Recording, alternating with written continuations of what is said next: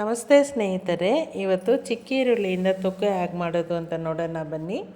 ಅದಕ್ಕೆ ನಾನು ಒಂದು 350 ಗ್ರಾಮಷ್ಟು ಈರುಳ್ಳಿನ ಸಿಪ್ಪೆ ಬಿಡಿಸ್ಬಿಟ್ಟು ತೊಳೆದಿಟ್ಕೊಂಡಿದ್ದೀನಿ. ಕೊತ್ತಂಬರಿ ಸೊಪ್ಪು, ಕರಿಬೇವಿನ ಸೊಪ್ಪು ಸ್ವಲ್ಪ ತೊಗೊಂಡಿದ್ದೀನಿ.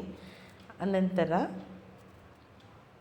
ಶುಂಠಿ ಮತ್ತು ಬೆಳ್ಳುಳ್ಳಿ, ಹಿಂಗು ಅಷ್ಟನ್ನು ತೊಗೊಂಡಿದ್ದೀನಿ. ಹಿಂಗು ಆಲ್ರೆಡಿ ನಾವು ಇದಕ್ಕೆ ಮಾಡಿರೋಂಥ ಮಸಾಲೆ ಪೌಡರಲ್ಲೂ ಇದೆ, ಇನ್ನೊಂದು ಸ್ವಲ್ಪ ತೊಗೊಂಡಿದ್ದೀನಿ.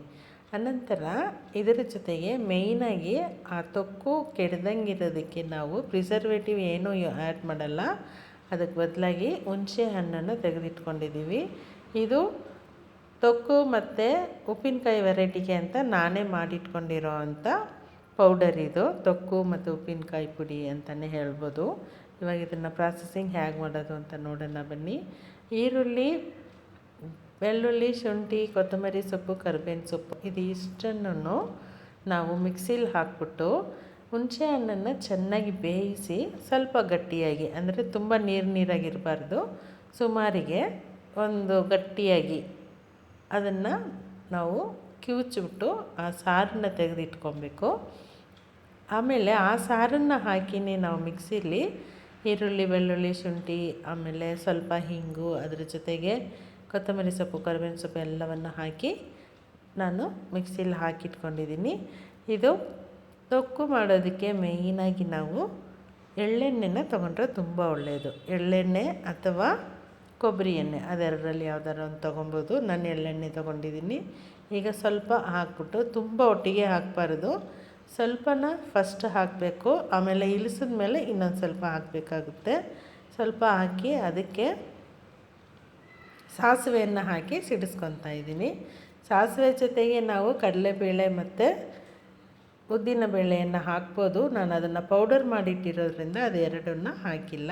ಮತ್ತು ಸ್ವಲ್ಪ ಕರಿಬೇವಿನ ಸೊಪ್ಪನ್ನು ಹಾಕಿ ಅದು ಚೆನ್ನಾಗಿ ಸಿಡಿದ ಮೇಲೆ ನಾವು ರುಬ್ಬಿಟ್ಟಿರೋ ಅಂಥ ಆ ತೊಕ್ಕಿನ ಅಂಶವನ್ನು ಹಾಕ್ಕೊಬೇಕು. ನೀರು ಹಾಕಿದಂಗೆ ನಾವು ಹುಣಸೆಹಣ್ಣನ್ನು ಬೇಯಿಸಿ ನಾವು ಅದನ್ನು ನೀರು ಹಿಂಡಿಟ್ಕೊಂಡಿರ್ತೀವಲ್ಲ ಗೊಜ್ಜು ಥರ, ಅದನ್ನು ಹಾಕ್ಕೊತೀವಿ. ಅನಂತರ ಉಪ್ಪು ಮತ್ತು ಅರಿಶಿನ ಪುಡಿಯನ್ನು ಹಾಕ್ಬಿಟ್ಟು ಅದನ್ನು ಸ್ಲೋ ಫ್ಲೇಮಲ್ಲಿ ಬೇಯಿಸಬೇಕಾಗುತ್ತೆ. ಆಗಾಗ ನಾವು ಇದನ್ನು ಕಲಿಸ್ತಾ ಇರಬೇಕು. ಹಾಗೆ ಬಿಟ್ವಿ ಅಂದರೆ ತಳ ಹಿಡಿಯುತ್ತೆ. ಅದರಿಂದ ಆಮೇಲೆ ಕೈಗೆ ಸಿಡಿಯೋ ಅಂಥ ಇದನ್ನು ಇರುತ್ತೆ. ಅದರಿಂದ ನಾವು ಸ್ವಲ್ಪ ಫ್ಲೇಮನ್ನು ಕಮ್ಮಿ ಇಟ್ಕೊಂಡು, ಸ್ಟವ್ವಲ್ಲಿ ಉರಿ ಕಮ್ಮಿ ಇಟ್ಕೊಂಡು ಮಾಡ್ಕೊಬೇಕು. ನೋಡಿ, ಇವಾಗ ಹೆಚ್ಚು ಕಮ್ಮಿ 35 ನಿಮಿಷ ಆಗಿದೆ.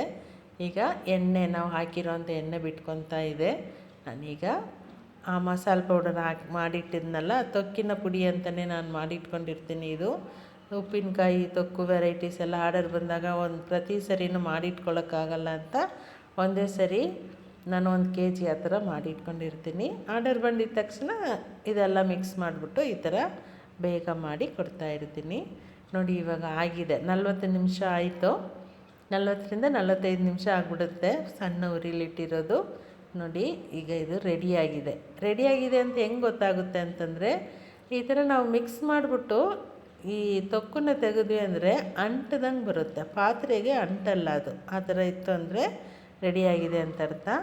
ಆರ್ಡರ್ ಮಾಡಿರೋದನ್ನು ನಾನೀಗ ರೆಡಿ ಮಾಡಿ, ನೋಡಿ, ಇದು 2 ಥರ ತೊಕ್ಕು, ಟೊಮೆಟೊ ತೊಕ್ಕೂ ಇದೆ ಮತ್ತು ಈರುಳ್ಳಿ ತೊಕ್ಕೂ ಮಾಡಿದ್ದೀನಿ. ನಾನೀಗ ಈರುಳ್ಳಿ ತೊಕ್ಕು ಮಾಡೋದು ಹೇಗೆ ಅಂತಂದ್ಬಿಟ್ಟು ನಿಮಗೆ ತೋರಿಸಿರೋದು. ಇದೇ ಥರ ನೀವು ಮನೇಲಿ ಮಾಡ್ಕೊಬೋದು. ಅಥವಾ ನಿಮಗೇನಾದರೂ ಅವಶ್ಯಕತೆ ಇತ್ತು ಅಂದರೆ ಸ್ಕ್ರೀನಲ್ಲಿ ಕಾಣಿಸೋಂಥ ನಂಬರ್ಗೆ ಕಾಂಟ್ಯಾಕ್ಟ್ ಮಾಡಿದ್ರಿ ಅಂದರೆ ಕೊರಿಯರ್ ಮೂಲಕ ನಿಮಗೆ ಮನೆಗೆ ಕಳಿಸ್ಕೊಡ್ತೀನಿ.